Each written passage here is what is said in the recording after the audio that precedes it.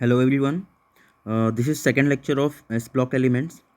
तो जैसा कि आपको ध्यान होगा कि लास्ट क्लास में हमने ये फ्लेम टेस्ट के बारे में देखा था कि जब भी हम क्या करते हैं कि alkali metals and alkaline earth metals को हम बर्न करते हैं तो उस केस में क्या होता है ना। तो मैंने आपको बताया था कि ये क्या करते हैं, तो उसको थोड़ा सा मैं और एक्सप्लेन कर देता हूँ।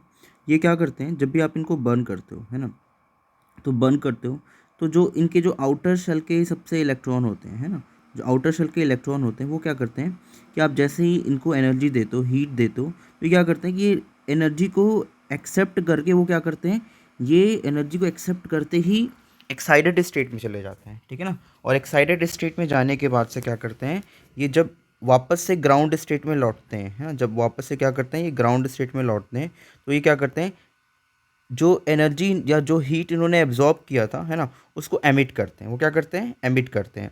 और वो एमिट जो करते हैं, एब्जॉर्ब है ना, एमिट, एब्जॉर्ब,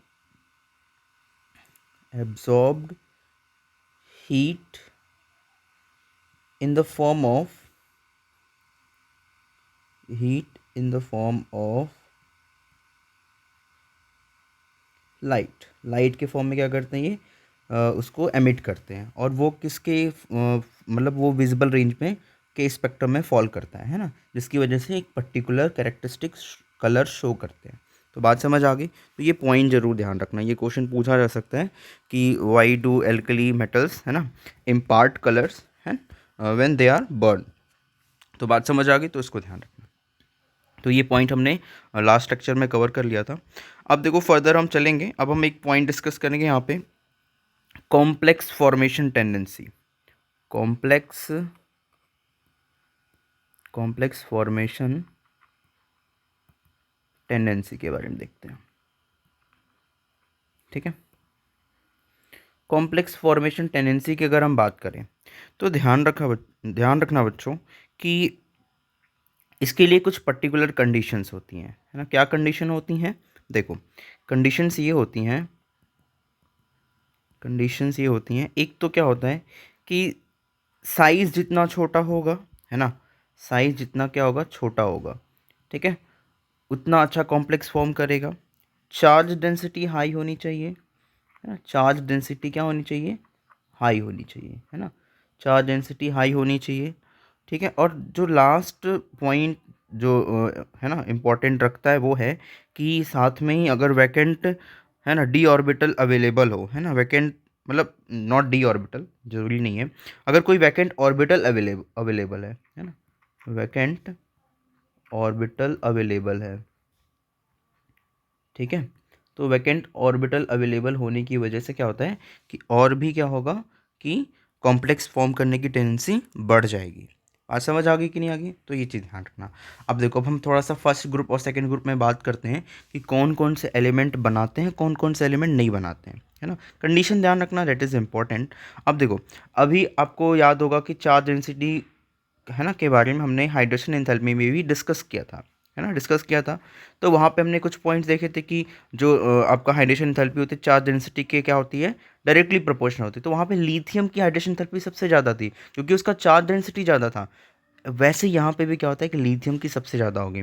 तो एक चीज़ ध्यान रखना कि फर्स्ट ग्रुप में आपका जो होता है ना, फर्स्ट ग्रुप में जो लिथियम होगा ना, only lithium will form complex, only lithium जो होगा वही कॉम्प्लेक्स बनाएगा, only lithium form form complex, ठीक है। तो ये बात ध्यान रखना, ठीक है। और सेकेंड ग्रुप की बात करेंगे, अगर हम सेकेंड ग्रुप की बात करते हैं तो सेकेंड ग्रुप में ध्यान रखना कि बेरिलियम करता है, ठीक है, मैग्नीशियम करता है ना, क्योंकि इनकी चार्ज डेंसिटी ज़्यादा होगी, स्मॉलर साइज़ है ना, क्योंकि साइज़ पे भी मैंने आपको बता रखा है कि साइज़ छोटी होनी चाहिए। और बेरिलियम मैग्नीशियम के अलावा है ना कुछ केसेस में आपका एल्यूमिनियम भी बनाता है, ठीक है ना। तो ये पॉइंट ध्यान रखना कि इस तरीके से ये चार्ज को मतलब इस तरीके से कॉम्प्लेक्स फॉर्म करते हैं, क्या करते हैं, कॉम्प्लेक्स। तो कॉम्प्लेक्स कंपाउंड के बारे में अभी तो मैं आपको डिटेल में नहीं वर्णन कर सकता। Complex compound basically coordinate bond से रिलेटेड होता है ना, कोऑर्डिनेट बॉन्ड से रिलेटेड होता है। और इस कॉम्प्लेक्स पार्ट के बारे में हम डिटेल में ट्वेल्थ में पढ़ेंगे, ठीक है ना। वहाँ पे कोऑर्डिनेशन चैप्टर है जहाँ पे कॉम्प्लेक्स आयंस क्या होते हैं, कॉम्प्लेक्स कंपाउंड क्या होते हैं, उनके बारे में हम डिटेल में पढ़ेंगे। तो फिलहाल आप कुछ कंडीशन ध्यान रखो, ये पॉइंट्स ध्यान रखो, ठीक है। चलो अब हम नेक्स्ट पार्ट पे बढ़ते हैं। एक देखते हैं, एक छोटा सा पॉइंट है ना, जो कि इजी है, वो है हमारा रिएक्टिविटी। रिएक्टिविटी, देखो अब रिएक्टिविटी का तो आसान सा पॉइंट है भाई, जैसे जैसे डाउन द ग्रुप जाओगे वैसे वैसे रिएक्टिविटी बढ़ेगी, है ना। It increases, it increases moving down, down the group, ठीक है ना। तो ये जैसे जैसे आप क्या करते हो, डाउन द ग्रुप जाते हो, वैसे वैसे क्या होती है, इंक्रीज करती है। It increases moving down the group, है ना, ग्रुप में जैसे जाओगे आप वैसे क्या हो जाएगा, ये इंक्रीज करेगा, ठीक है। तो ये इजी है। अब देखो, अगर आप देखोगे तो यहाँ पे लिथियम का सबसे कम होता है, ठीक है, उसके बाद से आपका सीजियम का सबसे ज़्यादा होगा, है ना, इजी है। लिथियम का यहाँ पे सबसे कम है और सीजियम का यहाँ पे सबसे ज़्यादा। अगर सेकंड ग्रुप में ऐसे बात करोगे तो यहाँ पे क्या होगा, बेरिलियम का सबसे कम होगा और किसका ज़्यादा होगा, बैरियम का होगा, है ना। तो अभी इतने पॉइंट्स आपने डिस्कस कर लिया, है ना। तो आई होप कि आपको एलिमेंट्स याद हो गए होंगे फर्स्ट ग्रुप के और सेकंड ग्रुप के भी, है ना। तो याद कर लो, ज़्यादा सही रहेगा। अब देखो, अब हम थोड़ा और भी इम्पोर्टेंट पॉइंट की तरफ बढ़ेंगे, है ना। वो है हमारा एक तो हाइड्राइड। तो हाइड्राइड है, हाइड्राइड मतलब हाइड्रोजन के साथ कंपाउंड, ठीक है। तो हाइड्राइड के बारे में पढ़ेंगे, ऐसे ही ऑक्साइड के बारे में पढ़ेंगे, हाइड्रोक्साइड के बारे में पढ़ेंगे, है ना। तो उनके कुछ प्रॉपर्टी को डिस्कस करेंगे, है ना। तो ये सारे हमारे इंपॉर्टेंट पॉइंट हैं। तो देखो, सबसे पहले हम हाइड्राइड की बात करते हैं ना। Hydrides, hydrides of alkali metals, मतलब एल्कली एंड एल्कलाइन दोनों की बात करेंगे। Hydrides of alkali and alkaline earth metals, ठीक है।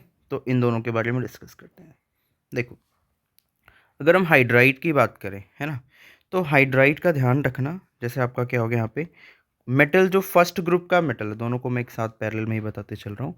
जो फर्स्ट ग्रुप का जो मेटल होगा, है ना, फर्स्ट ग्रुप का जो मेटल होगा, है ना, वो एम और H2 रिएक्ट करके क्या बनाएगा भाई, वो क्या बनाएगा, वो MH बनाएगा। क्या बनाएगा, MH बनाएगा। और जो सेकेंड ग्रुप का होगा वो क्या बनाएगा, सेकेंड ग्रुप वाला जो होगा वो क्या बनाएगा आपका, M+H2, वो बनाएगा आपका MH2 बनाएगा, है ना। वो क्या बनाएगा आपका, MH2 बनाएगा। तो ये सेकेंड ग्रुप का ये बनाएगा, ठीक है। तो ये ध्यान रखना। तो इनके हाइड्राइड फिलहाल देखो, मैं इसको पार्टीशन कर दे रहा हूँ थोड़ा सा, ठीक है। तो ये चीज़ें समझ आ रही होंगी आपको, आई होप। देखो, तो ये हो गया आपका लिथियम हाइड्राइड हो गया, सोडियम हाइड्राइड हो गया, है ना, पोटेशियम हाइड्राइड हो गया, रुबीडियम हाइड्राइड हो गया, है ना, और ऐसे आपका सीजियम हाइड्राइड हो गया, है ना।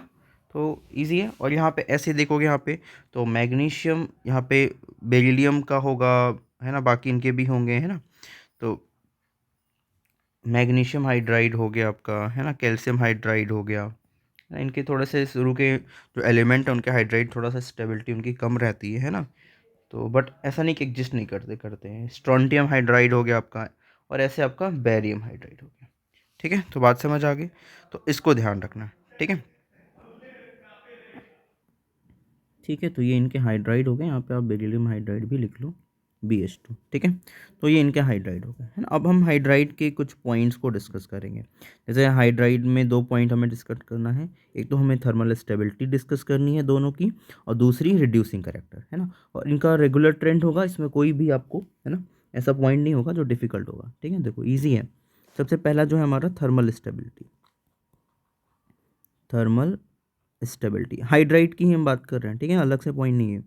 Thermal stability, stability of hydride. तो थर्मल स्टेबिलिटी की अगर हम बात करेंगे तो ध्यान रखना कि डाउन द ग्रुप जाने पर जैसे जैसे साइज बड़ा होगा वैसे वैसे थर्मल स्टेबिलिटी डिक्रीज करेगी, है ना, decreases, decreases as size increases, size increases, ठीक है। बात समझ आ गई। तो देखो जरा, तो इसका ऑर्डर अगर आप देखोगे तो ये देखो, ये ऑर्डर होगा, लिथियम हाइड्राइड जो होगा आपका सबसे ज़्यादा स्टेबल होगा थर्मली, फिर सोडियम हाइड्राइड, फिर सो ऑन, ठीक है। फिर आपका सबसे कम स्टेबल जो होगा वो सीजियम हाइड्राइड होगा। क्यों ऐसा होगा, क्योंकि सीजियम का जो साइज़ है ना वो क्या है, वो बड़ा है।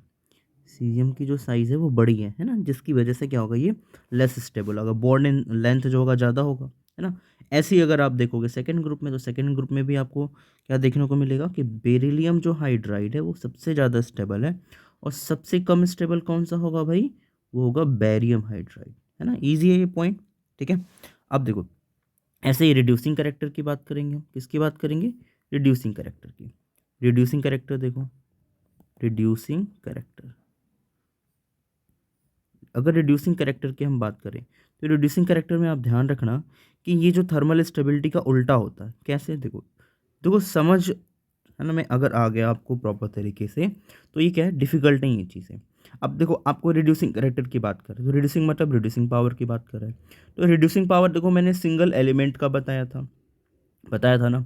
तो सिंगल एलिमेंट का अलग ट्रेंड में होता है। अब ये हाइड्रोजन के साथ है, यानी हाइड्राइड के हम रिड्यूसिंग कैरेक्टर की बात कर रहे हैं। आप कंफ्यूज मत हो ना कि यहाँ पे रिड्यूसिंग पावर किसकी बात हो रही है, हाइड्राइड के, है ना, रिड्यूसिंग पावर की बात हो रही है। तो जो हाइड्रोजन ईजिली रिलीज करेगा वही क्या होगा, अच्छा रिड्यूसिंग पावर होगा उसका, है कि नहीं।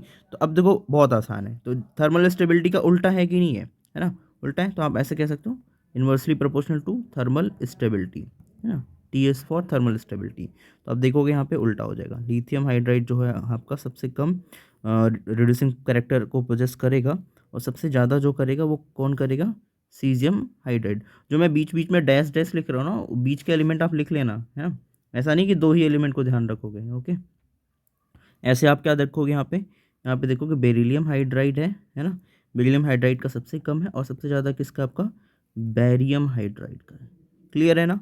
तो देखो थर्मल स्टेबिलिटी और रिड्यूसिंग करेक्टर या रिड्यूसिंग पावर, है ना, दोनों हमने डिस्कस कर लिया किसका, है ना, एल्कली मेटल्स के हाइड्राइड का और एल्कलाइन अर्थ मेटल के हाइड्राइड्स का, दोनों का ही डिस्कस कर लिया। बात समझ आ गई, तो इसको ध्यान रखना है, ठीक है।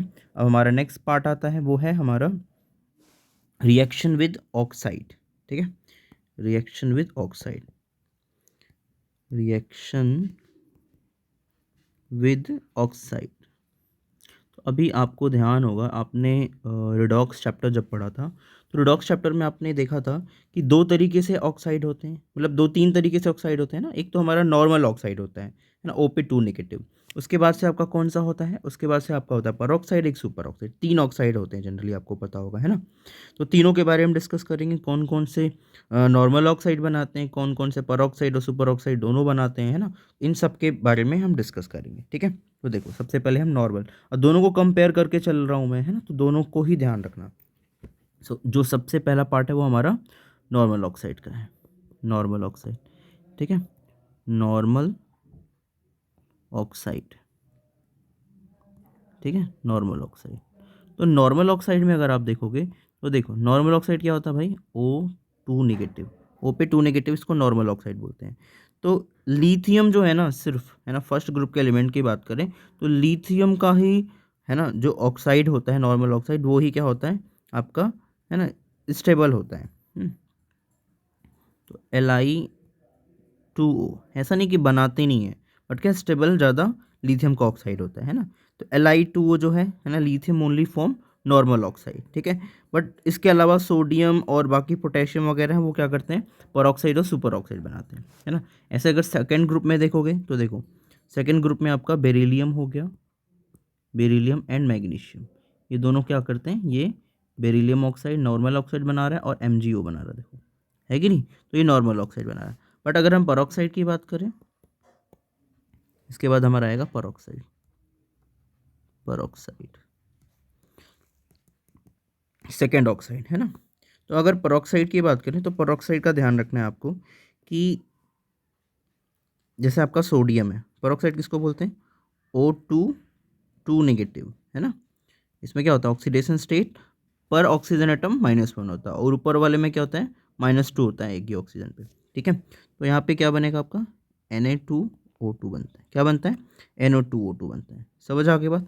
ऐसे आप यहाँ पे परऑक्साइड, इसमें देखो सेकंड ग्रुप में देखोगे तो क्या होगा आपका, इसमें आपका परऑक्साइड में आपका ढेर सारे परऑक्साइड बनाते हैं। जैसे आपका कैल्शियम हो गया, है ना, कैल्शियम हो गया, है ना, मैं यहाँ पे बीच में सेपरेशन कर दे रहा हूँ।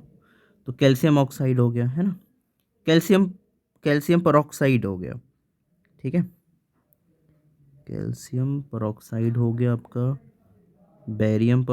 कैल्शियम हो गया, स्ट्रोंटियम ऑक्साइड हो परऑक्साइड हो गया, बैरियम ये सारे पेरोक्साइड हैं, ध्यान रखना है ना। CO2 कभी लिखा रहे तो आप पेरोक्साइड ध्यान रखना है ना। तो ये सारे क्या है, पेरोक्साइड है। और O2 टू नेगेटिव जो होता है, ध्यान रखना, डायामैग्नेटिक होता है ना। डायामैग्नेटिक पैरामैग्नेटिक ये प्रॉपर्टी जानते हो है ना। जब भी नंबर ऑफ इलेक्ट्रॉन जो होते हैं उसमें सारे ही क्या होते हैं, सारे ही अगर इलेक्ट्रॉन पेयर्ड होते हैं तो उसको डायामैग्नेटिक बोलते हैं। क्या बोलते हैं? डायामैग्नेटिक। डायामैग्नेटिक नेटिक इन नेचर। ठीक है, तो ये चीज़ ध्यान रखना, क्या होंगी, डायामैग्नेटिक होंगे नेचर में, है ना। तो ये ध्यान रखना। और एक और पॉइंट जो आपको मैं इंपॉर्टेंट बता दूँ, तो देखो ये थोड़ा सा अलग सा पॉइंट है, ये कलर इम्पार्ट करते हैं ना। देखो देखो जनरली क्या होगा, एक चीज़ ध्यान रखना कि अनपेयर्ड इलेक्ट्रॉन होते हैं ना, उनकी वजह से कलर है ना इम्पार्ट होता है ना। बट क्या होता है कि ये भी कलर इम्पार्ट करते हैं ना। तो यहाँ पे कलर इम्पार्ट करने का रीज़न जो है वो डिफेक्ट होता है ना। कलर शो कलर्ड ऐसे लिख दो, या कलर्ड ऐसे लिख दो, coloured due to lattice defect, due to lattice defect. जब भी इनका सॉलिड फॉर्मेशन होता है ना, तो उसमें डिफेक्ट आ जाने की वजह से होता है। ठीक है, तो ये हो गया आपका। तो ये colour due to lattice defect, तो इसकी वजह से क्या करते हैं, ये कलर को शो करते हैं। ठीक है, तो आप ये पॉइंट ध्यान रखना है ना। तो ये हो गया हमारा। अब हम नेक्स्ट पार्ट की बात करेंगे, वो है हमारा सुपर ऑक्साइड। ठीक है, सुपर ऑक्साइड की बात करेंगे। सुपर ऑक्साइड जनरली क्या होता है आपके, है ना, फर्स्ट ग्रुप के ही शो करते हैं। सुपर ऑक्साइड फर्स्ट ग्रुप के एलिमेंट ही जो होते हैं, यानी अल्कली मेटल ही शो करते हैं।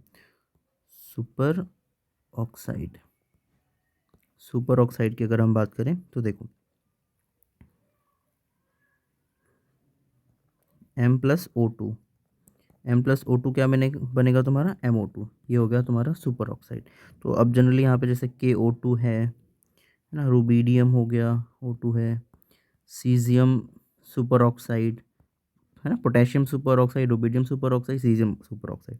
तो ये क्या करते हैं, इस तरीके से शो करते हैं। तो बात समझ आ गई कि नहीं आ गई, तो ध्यान रखना। ठीक है, तो क्लियर हो गया।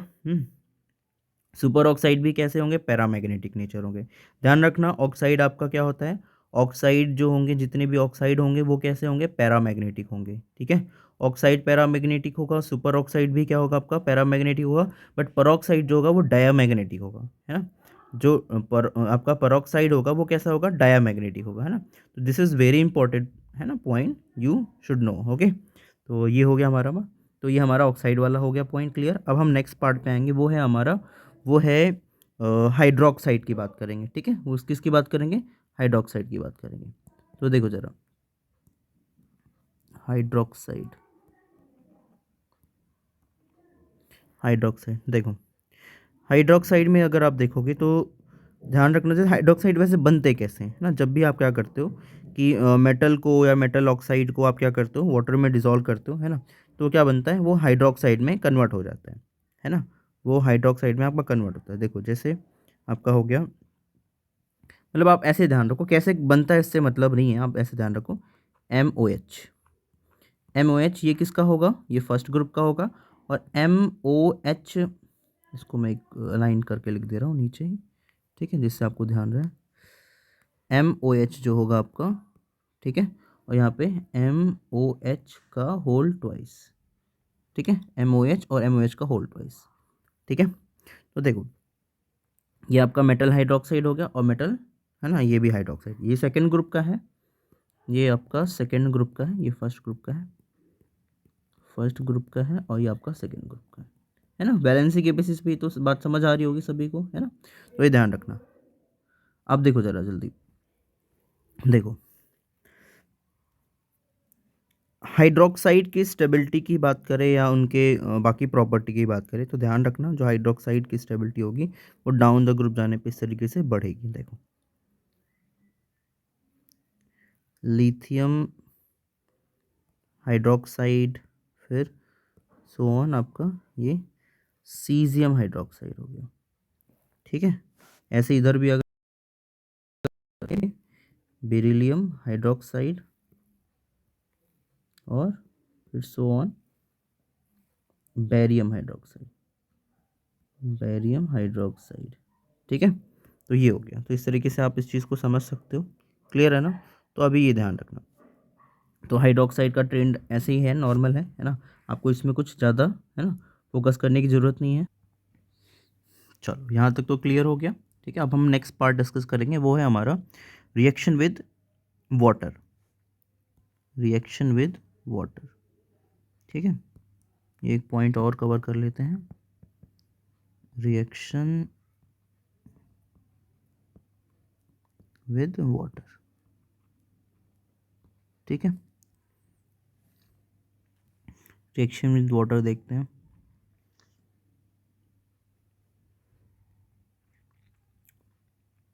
देखो अगेन फर्स्ट ग्रुप अलग तरीके से रिएक्शन करेगा, सेकेंड ग्रुप जो होगा अलग मैनर। वैसे रिएक्टिविटी ऑर्डर जो होगा टुवर्ड्स वाटर जो होगा वो अलग अलग एलिमेंट का अलग अलग होगा। ठीक है, तो अगर फर्स्ट ग्रुप की बात करेंगे हम, ठीक है, तो देखो जो ये मेटल होगा वो वाटर के साथ रिएक्शन करके क्या करेगा, हाइड्रोक्साइड और क्या बनाएगा, ये बनाएगा आपका हाइड्रोजन गैस रिलीज करेगा। मेटल जो है जब भी वाटर के साथ रिएक्ट करेगा वो क्या बनाएगा आपका MOH बनाएगा। ठीक है, MOH यानी मेटल हाइड्रोक्साइड बनाएगा। ठीक है, अल्कली बनाएगा और हाइड्रोजन गैस बनाता है। ठीक है, और हाइड्रोजन जो हीट रिलीज होती है वो क्या करती है, हाइड्रोजन गैस को क्या करती है, जला देती है, बर्न करने लगती है। इसी वजह से आप देखते हो कि सोडियम हो गया, पोटेशियम हो गया, वो ये वाटर में डालते क्या होता है, बर्न होने लगता है। तो रीज़न यही है कि जो हाइड्रोजन गैस रिलीज होती है और हाईली एक्सोथर्मिक होने की वजह से जो हीट रिलीज होती है वो ही क्या करती है, हाइड्रोजन गैस को मतलब उसी के प्रेजेंस में हाइड्रोजन गैस जलने लगता है। तो हाइड्रोजन गैस ही बर्न होती है एक्चुअली, है ना, मेटल वहाँ पे डिकम्पोज होने हैं, मेटल हाइड्रोक्साइड बनने लगता है, मेटल नहीं बर्न होता है। ठीक है, तो आप ध्यान रखना। तो ये हो गया आपका फर्स्ट ग्रुप का हो गया, है ना, MOH बनाएगा। आप इसको बैलेंस करना चाहो तो बैलेंस कर सकते हो, 2M होगा यहाँ पे, 2MOH बनेगा। ठीक है, तो अब हम ऑर्डर देख लेते हैं एक बार। देखो देखो आप ध्यान रखना कि डाउन द ग्रुप जो होगा ना, डाउन द ग्रुप जाओगे तो बहुत, है ना, रिएक्टिविटी जो होगी बहुत तेज़ी से बढ़ती है, ध्यान रखना, है ना, बिल्कुल एक्सप्लोजन जैसा होगा, है ना। तो लिथियम की अगर बात करोगे तो अब आपको एक चीज़ क्लियरली दिख रही होगी, अगर आप लिथियम की यहाँ पे बात करो तो लिथियम जो क्या होगा वो लेस रिएक्टिव होगा, है ना, towards water, less reactive, less reactive होगा, है ना। बट इसके अलावा अगर आप सोडियम पोटेशियम की बात करोगे, सोडियम और पोटेशियम की बात करेंगे तो ये क्या होंगे कि ये बहुत ही, है ना, ये रिएक्टिव होंगे, है ना, ये क्या होंगे, ये रिएक्टिव होंगे, हाईली रिएक्टिव। ठीक है, और ऐसे अगर आप बात करो यहाँ पे रुबीडियम और सीजियम की, है ना, तो रुबीडियम सीजियम की तो ये एक्सप्लोजन के साथ रिएक्ट करते हैं ना, रिएक्ट विद, यानी और भी रिएक्टिव होते हैं ना, रिएक्ट विद। वैसे सोडियम पोटेशियम भी करते हैं वैसे एक्सप्लोजन की, है ना, साथ। बट क्या होता है कि थोड़ा सा है ना, बहुत ज़्यादा नहीं होता है, होता है बट ज़्यादा नहीं होता, बट रुबीडियम सीजियम का बहुत ज़्यादा होता है, रिएक्ट विद एन एक्सप्लोजन। बात समझ आ गई, तो ये पॉइंट ध्यान रखना, ये पॉइंट इस तरीके से समझ सकते हो। ऐसे अगर आप यहाँ पे देखोगे तो सेकेंड ग्रुप की अगर हम बात करें तो सेकेंड ग्रुप में ध्यान रखना, मेटल जो होगा वाटर के साथ रिएक्ट करके वो क्या करेगा, मेटल हाइड्रोक्साइड बनाएगा, यहाँ पे मेटल हाइड्रोक्साइड बनाएगा और हाइड्रोजन गैस रिलीज करता है। ठीक है, हाइड्रोजन गैस रिलीज करेगा, है ना। तो यहाँ पे इसको बैलेंस करोगे तो इस तरीके से हो गया। ठीक है, चलो बैलेंस हो गया। अब यहाँ पे हम रिएक्टिविटी देखते हैं कि कौन से मेटल कैसे रिएक्ट करते हैं। अगर बेरिलियम की बात करेंगे तो बेरिलियम ध्यान रखना, है ना, do not react with water, ये वाटर के साथ रिएक्ट नहीं करेगा, do not react with water. ठीक है, ये बात समझ आ गई। बट इसके अलावा अगर हम बात करेंगे मैग्नीशियम की और कैल्शियम, स्ट्रोंटियम, है ना, बेरियम, ठीक है, तो इनकी रिएक्टिविटी जैसे जैसे डाउन जाओगे तो बढ़ेगी। अब बेरिलियम रिएक्ट नहीं करेगा तो मैग्नीशियम रिएक्ट करेगा, यस करेगा, बट मैग्नीशियम जो रिएक्शन करता है वो हॉट वाटर से करता है ना, नॉर्मल वाटर से नहीं करता है, हॉट वाटर किसके साथ करता है ना, आप react with hot water, react with hot water. और नीचे वाले ज़्यादा रिएक्टिव होंगे तो ये तीनों क्या कर लेंगे, कोल्ड वाटर के साथ रिएक्ट कर सकते हैं, can react with cold water. ठीक है, तो बात समझ आ गई कि नहीं आ गई, तो ये ध्यान रखना, ये रिएक्ट कर सकते हैं कोल्ड वाटर के साथ। ठीक है, तो ये इजी है, देखो, है ना, इस चीज़ को आप आसानी से समझ सकते हो, रिएक्ट विद कोल्ड वाटर, है ना। तो ईजी है, तो इसको यहाँ पे ध्यान रखना है, ठीक है। तो आज के लिए इतना ही रहने देते हैं, बाकी नेक्स्ट क्लास में यानी नेक्स्ट लेक्चर में आपके